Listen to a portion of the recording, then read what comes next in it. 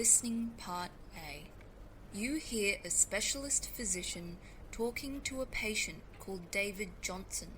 For questions 1 to 12, complete the notes with a word or short phrase.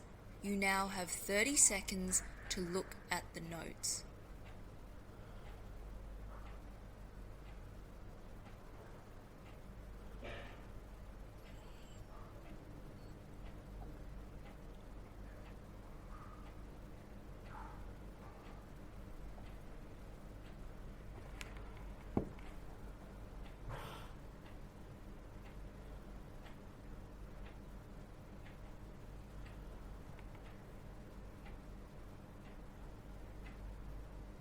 It's nice to meet you, Mr. Johnson. You've been referred to me by Dr. Bruce. Why don't you tell me why you're here? About a week ago, I was in a car accident. Nothing really happened at the time.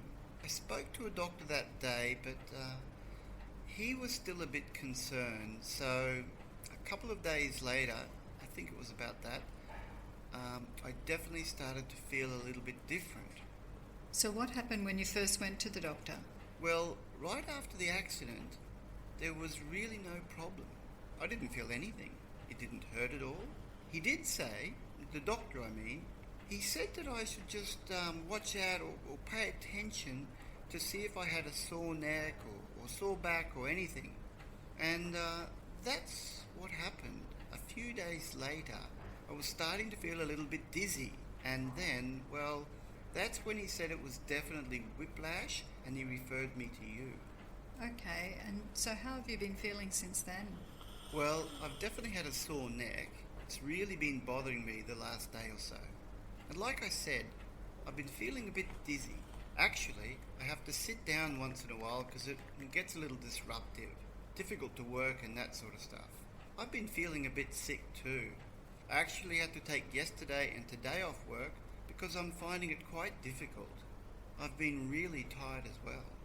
Is there anything else in your medical history that I should be aware of? Any allergies or any other recent visits to the doctor? I don't think there's anything that pertains to this injury. I am allergic to penicillin. I just found that out recently, actually. That could have been quite dangerous. And last year, I had the flu really, really bad. But nothing that really relates to this. It says here you play hockey. Yeah, every weekend. Any injuries that I should know about? Not really. I've been pretty lucky, actually. A couple of months ago, I had a sprained ankle, which is pretty common in hockey. We usually have good trainers, though, and they keep an eye on us. We also take good care of ourselves. Nothing serious, then? No, I've been pretty lucky. And just take me through your family's medical history. Just let me think about that. There's hypertension and heart disease.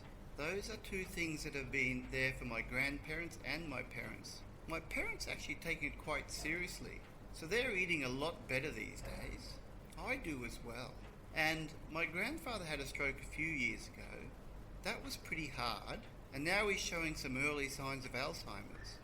Okay, well, I'd like to examine you in a minute, but first I really need to make you understand you're going to have to stop the sports for the moment. Oh, really? Uh-huh. That's kind of a tough one, Doctor. Sports are a pretty big part of my life. I really don't know how I feel about, it's pretty tough for me to sit still, and we have to do this big hockey tournament next week. Is there really no way I can play in that? I can take it easy when I am playing. There's got to be a way I can get out on the field. I've been working toward this all year. Well, I can't stop you from playing, but I strongly advise against it because if you get hurt, you can cause some permanent serious damage. So you really need to rest and stay off your feet until we know what's causing these symptoms. What if I'm feeling okay by next week?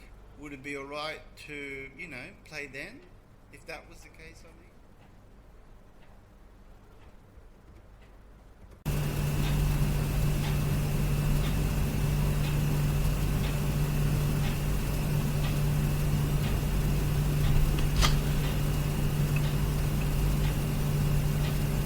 Listening Part A.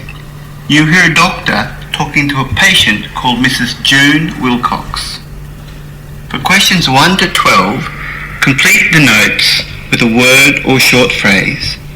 You now have 30 seconds to look at the notes.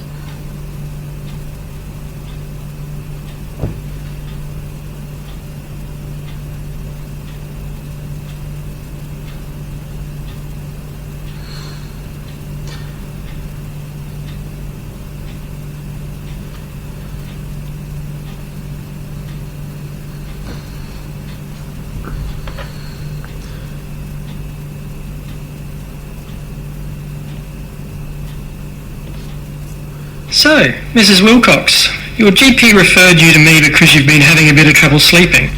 Why don't you tell me what's been happening? Okay, yes, that's right. I suppose I've always had some trouble breathing fully through my nose, especially through my left nostril, but I feel like it's been worse in the past few years. I used to play a lot of sport, especially netball, but I've had to give it away because I was getting so terribly short of breath. So while it's there during the day, the blockage, it's even worse at night. When it's time for bed, well, sometimes the left side of my nose can feel completely stuffed up. My husband tells me that I've been snoring as well. It started a little over 12 months ago, I suppose. Yes, probably 12 to 18 months. Do you feel tired in the morning? I do, yes. Sometimes it can feel like I've hardly slept at all. And the back of my throat tastes like I've smoked a pack of cigarettes. I've tried some of those sprays, you know, those ones that you can get from the chemist, those decongestants, just to try and help clear my nose a bit. They used to work, but then after a while, they all stopped being effective. Then, when I first spoke to my GP about what was happening, she prescribed a spray for me.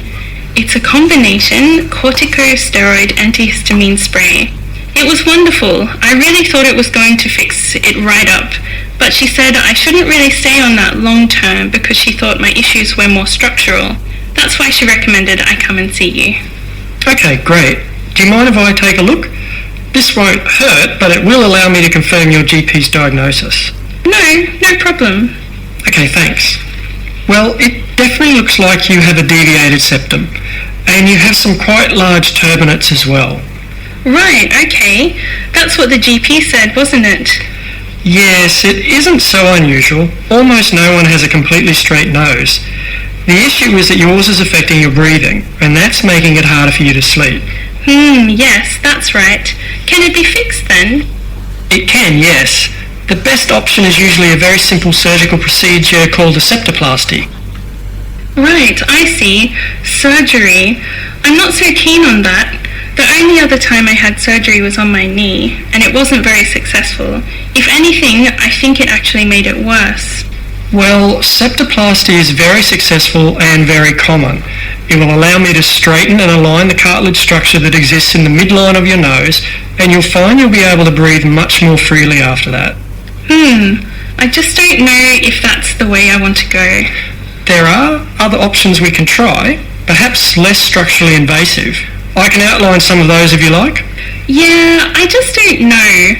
I can suffer with a bit of anxiety sometimes, you see.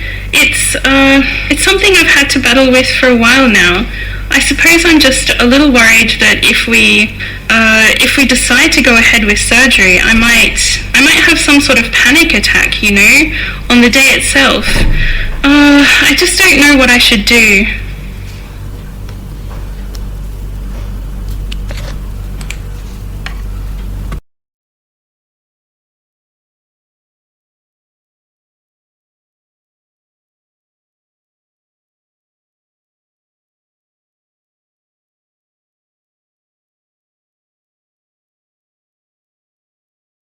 B. You hear a nurse and a senior nurse discussing a patient. Now read the question.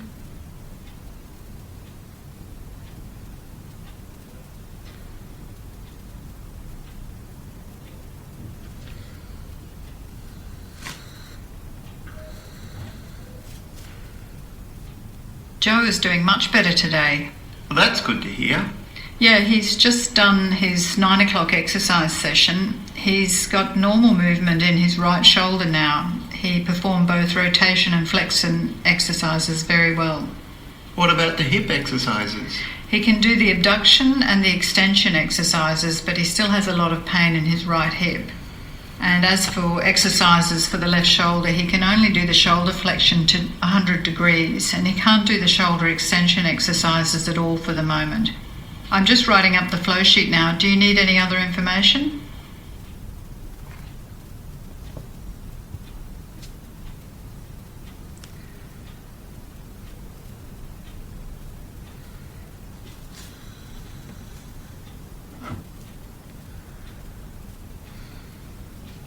Listening Part B. You hear an optometrist talking about amblyopia to parents and teachers at a kindergarten. Now read the question.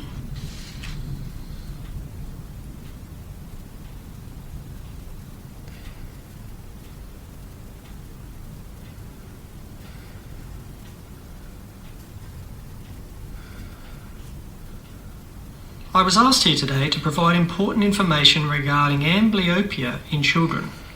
Amblyopia is a condition in which the nerve pathway from an affected eye to the brain is not properly developed during childhood. It is the most common visual impairment among children and affects up to 3% of the young population. However, because only one eye is usually affected and the other eye does the work of both, many parents are unaware of the problem. Fortunately, it can be easily detected with a thorough eye examination, and the earlier the condition is detected, the easier it is to treat. Treatment depends on the particular cause of amblyopia. However, most commonly eyeglasses, prisms, and eye drops or patches are used to blur the vision of the normal eye and force the brain to recognise the image from the eye with amblyopia. Now, the government is offering free eye tests at our Centre for Medical Care Holders, so I urge you to take advantage of this offer.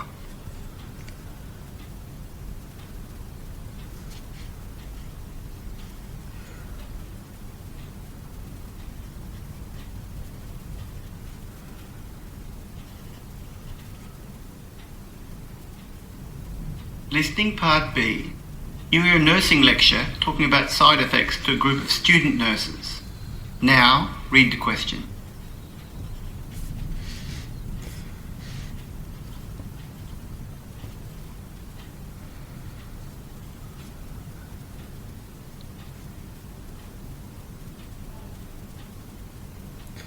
Today, we are talking about side effects.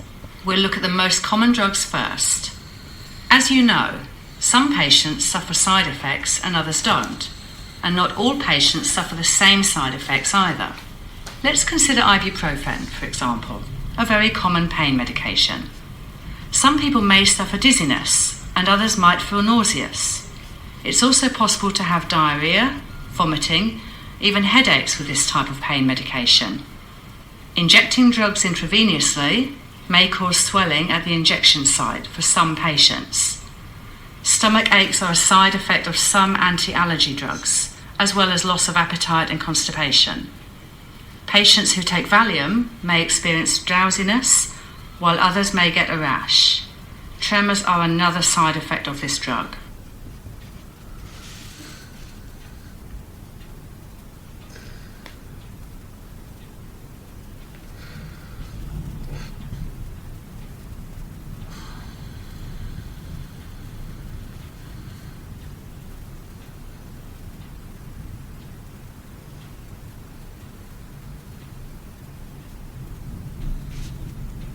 Listening Part B. You hear a senior registrar talking about cholesterol to a group of junior doctors.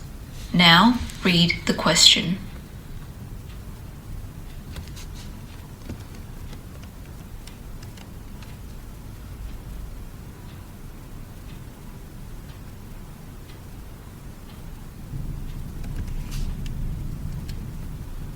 The average total cholesterol level in the UK is 5.5 millimole per litre for men and 5.6 millimole per litre for women, which is above a normal level.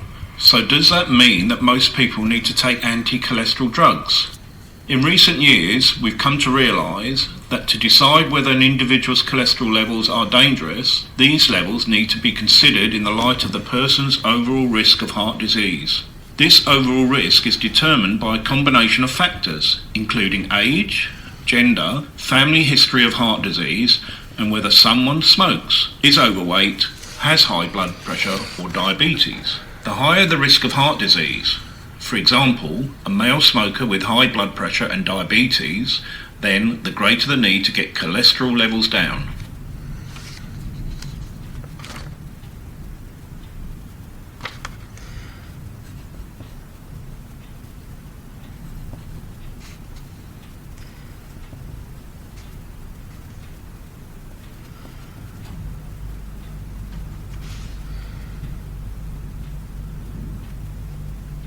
Listening Part B.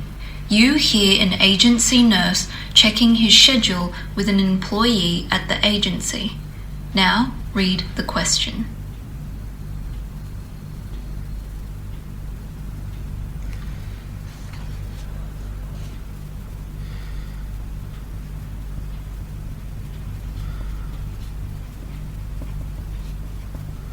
Hi Karen, it's Tyler Brewster. Are you able to give me my schedule for this week? Sure, is the afternoon shift okay for you? I have exams in the morning, so the afternoon shifts are perfect, yeah. Okay, so you start on Tuesday at 16:45 and finish at 2300. On Wednesday, you start at 15:30 and finish at 22:15. It's the same on Thursday. Oh, that's good for me. Are you free on Friday? I need a staff nurse for St. Peter's Care Home in Hillsworth. I'm not free on Friday, no. But Saturday? I can work on Saturday if you need me. Saturday. Can you do a shift at the Amazon Hospital? No problem. What time's the shift?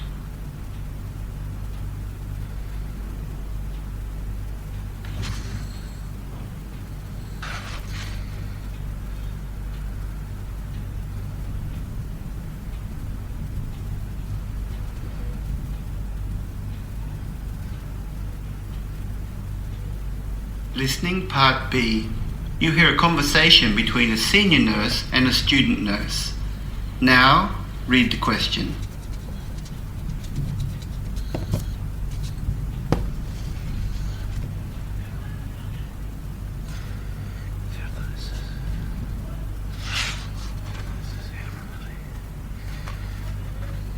If you give an injection, always throw away the needle in the sharps box here.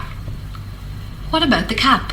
Never recap the needle, just drop it in the box. Why? So you don't injure yourself with the needle, and we have a special place where we throw away the sharps boxes. If you want to throw away other material like gauze or surgical tape, never put them in the sharps box. Sharps boxes are very expensive, and we have a special waste room where we throw them away. Okay, I understand. And if you take blood, always use disposable gloves. And in the OR, if you pass sharps like needles and knives, never use your hands. Always use a tray.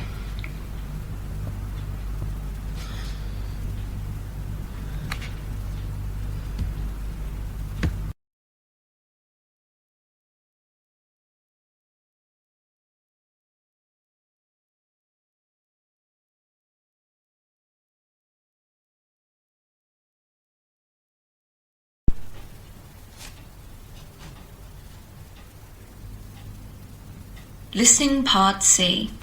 You hear an interview with a dietitian called Ellie Parr on the topic of belly fat. You now have 90 seconds to read questions 1 to 6.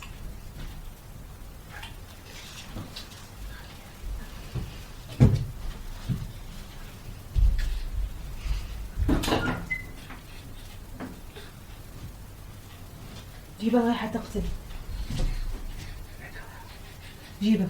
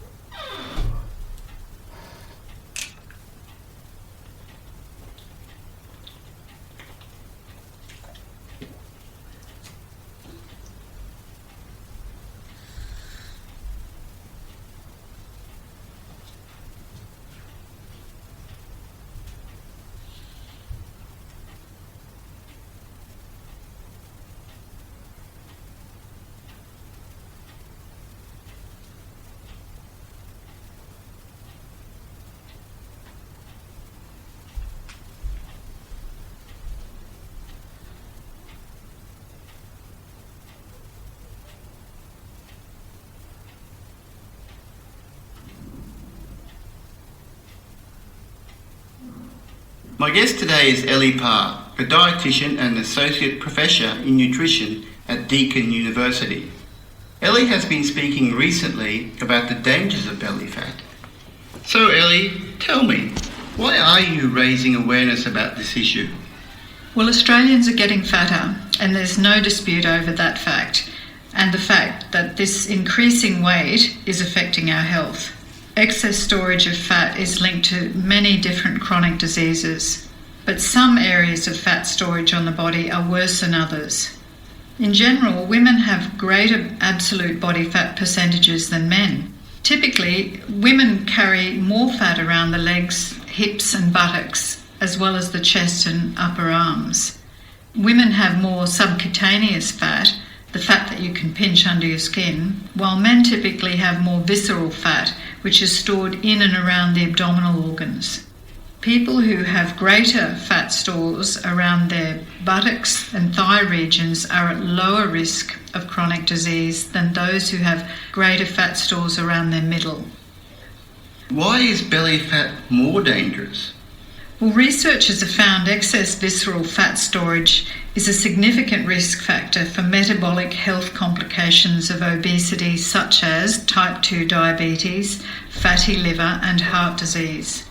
Fat cells in a healthy person are able to grow, recruit inflammatory cells to help reduce inflammation, and remodel themselves in order to allow for healthy body growth. But if there is excess fat tissue, these mechanisms don't function as well. And with excess fat, the body can become resistant to the hormone insulin, which maintains our blood sugar levels. Visceral or belly fat secretes greater levels of chemicals that trigger inflammation and releases more fatty acids into the bloodstream. Whereas the fat cells in the leg region and the pinchable subcutaneous layers of fat around the middle store fatty acids within themselves rather than pushing them into the circulation. Do you think most people should just try and lose fat from anywhere? So a recent weight loss study that looked at where fat mass was lost found that areas of fat loss didn't change the risk factors for heart disease and stroke. The important thing was losing fat. While diet and exercise are unable to specifically target regions of fat deposits, fat mass loss from anywhere can improve the risk factors. Online advertisements might tell you that a magic workout machine will reduce fat in one particular area, but we can't target fatty tissue the same way that we can target a specific muscle group. Total loss of fat through healthy diet and exercise is the best outcome for overall health and reducing either the symptoms of chronic disease or the risk of developing diseases such as diabetes or heart disease. I see. And what do you mean when you say a healthy diet? Well, if we look at just two key elements, carbohydrates and fructose, carbohydrates provide a quick energy supply that's easy for the body to use, but the body and brain don't need carbohydrates. Your body does need glucose, which can be obtained from carbohydrates, but glucose can also be obtained when it's converted from protein and fat. This means the lower your carbohydrate intake, the more the body uses fat for energy. Fructose, which is found in fruit, is something you should definitely avoid if you want to help your body get rid of fat. It's true that fruit can be good for your health as it contains fibre and vitamins, but to lose fat from around your body, it is important to limit the intake of fruit. Fructose activates an enzyme which activates other enzymes, causing the body to accumulate fat. What about those who do eat well but still can't lose fat from around their belly or anywhere else? Well, if you sleep for less than 6 hours a night, that can certainly be a contributing factor. There was a study done over a 16-year period that took into account almost 70,000 women, and that study found that those who slept 5 hours or less a night were 30% more likely to gain 13 or more kilograms than those who slept 7 hours. Stress is another issue. The stress hormone cortisol has been known to increase the amount of fat a person's body maintains and to also enlarge your fat cells. Higher levels of cortisol have been linked more specifically to increased visceral fat. Age is also an issue. As you get older, your body changes how it loses and gains weight. Both men and women experience a declining metabolic rate. In addition to that, women have to deal with menopause, and if a woman gains weight after menopause, it's usually more likely to be in their bellies. And what should people do if they're worried about the amount of fat they have around their belly? Well, remember that not all fat is the same, and some overweight and obese people with a store of excess fat around the middle of the body might also have more muscle mass, which could be protective. However, by the same token, if you have fat around the belly and it's greater than the size of your hips, you should see a doctor to assess your cardiovascular health and fat distribution.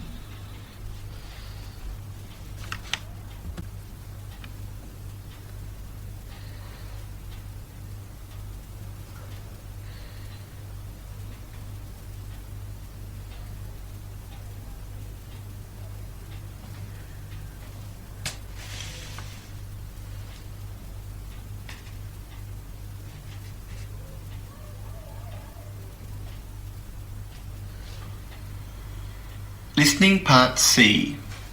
You hear a primary care physician called Dr. Greg Richter giving a presentation on the subject of secondary prevention of suicide. You now have 90 seconds to read questions 1 to 6.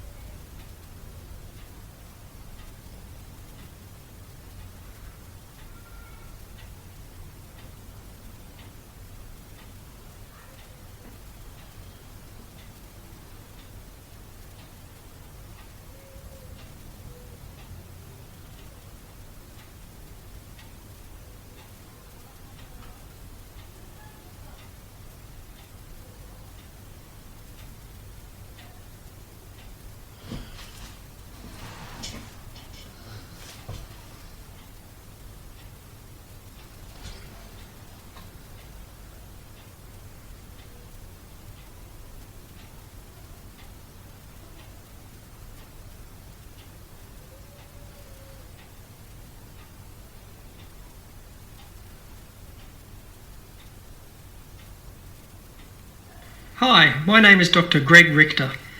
I'm a primary care physician, researcher and author. My topic today is secondary prevention of suicide. Suicide poses major threats to public health worldwide. In 2002, suicide accounted for about 30,000 deaths in the US alone and almost 900,000 deaths worldwide. This translates to 1.5% of all deaths related to disease. However, I am convinced that these figures can and should be reduced. According to recent research, suicidal behaviour can be distinguished into 4 distinct categories. Completed suicide, where a person has been successful in their attempt to commit suicide. Suicide attempt, where a person has been unsuccessful in their attempt to commit suicide. Suicidal ideation, which is where a person is having suicidal thoughts. Self-harm behaviour, where a person injures themselves deliberately. It is important to realise that 83% of people who commit suicide or attempt suicide have had contact with a doctor within a year of their death, and up to 66% of people who commit or attempt suicide have had such contact within a month of their death. We can divide suicide prevention into 3 categories, which are primary, secondary or tertiary. Primary suicide prevention aims to reduce the number of new cases of suicide in the general population. Secondary suicide prevention aims to decrease the likelihood of a suicide attempt in high-risk patients. Tertiary suicide prevention occurs in response to completed suicides and attempts to diminish suicide in a particular geographical area or in a particular age group. The clinical evaluation of the medical and psychiatric history of a patient and of their current state is the crucial and essential element of the suicide assessment process. It is important because it enables the identification of risk factors in order to assess the patient's immediate safety and the best setting for treatment, and also to develop diagnoses and treatment strategies. Psychiatric illness is a major contributing factor to suicide risk, with mood disorders such as major depressive disorder and bipolar disorder being associated with about 60% of suicides. Indeed, psychiatric disorders are diagnosed in more than 90% of completed suicides, and more than 80% of these psychiatric disorders are untreated. Thus, the recognition and treatment of individuals with psychiatric disorders, specifically mood disorders, are essential components of secondary suicide prevention. In addition, the subjective rating of the severity of depression is one of the most powerful predictors of future suicidal acts. Therefore, assessing and managing depression, as well as being aware of the suicide risks in psychologically, medically, and neurologically disordered individuals, is an important aspect of secondary suicide prevention. Consequently, physicians need to be taught to recognise the association between subjective findings and suicide.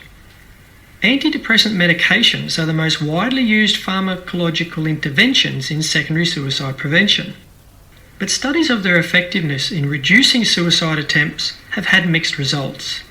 Among adults younger than 25, the effect of antidepressants seems to be neutral on suicide behaviour, but it seems to reduce the risk of suicidal behaviour in the elderly. Thus, the relationship between antidepressants and suicide needs further studies before this class of drugs can be safely used for the secondary prevention of suicide. Better psychological and pharmacological treatment of depression and alcoholism also appears to decrease suicide rates. Many studies show that suicides by particular methods, for example, firearms, domestic gas, or pesticides, decrease after the introduction of legal restrictions that reduce access to such means. This reduction in suicide rates is particularly influential in regions where the specific means of restriction correlates with a common method of suicide. For example, in the UK, the reduction of carbon monoxide in domestic gas since 1958 and the reduced availability of analgesics since the mid-1990s have both decreased UK suicide rates. Many studies have also exposed a need for a decrease in reporting of suicide and for responsible reporting. Media blackouts in reporting suicide have coincided with a decrease in suicide rates because reports of suicide in the media tend to glamorise suicide for vulnerable individuals. However, the internet is of increasing concern, with blogs and chat rooms providing accessible instructions for suicide. Despite our increasing knowledge of secondary suicide prevention, there are still many gaps in the research, and looking to the future, thorough evaluations and appropriate treatments of patients with depressive disorders and other psychiatric illnesses should help to improve the efficacy of secondary prevention of suicide. But it is also clear that more research into new approaches for the prevention and treatment of suicidal behaviour remains essential.